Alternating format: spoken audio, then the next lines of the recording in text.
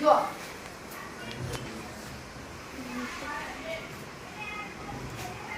આપણે અહીંયા કંપન કરવાનું છે.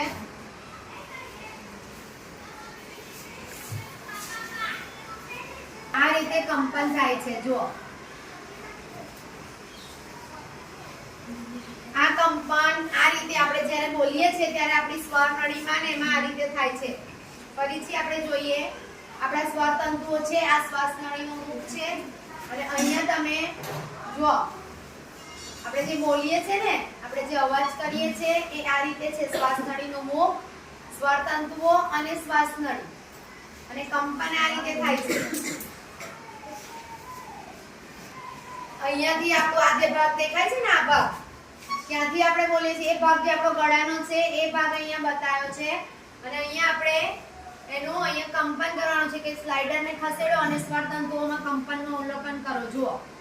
જો કંપન વધે તો સ્વર તંતુઓ કેવા થાય છે? જો દેખાય છે ધ્વનિના કંપન વધે કે જો અત્યારે કંપન 0 છે એટલે આ સ્વર તંતુઓ આપણા સ્થિર છે.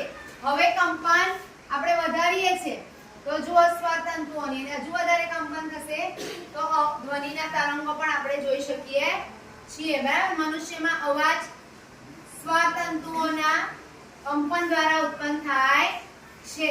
ખ્યાલ આવી ગયો?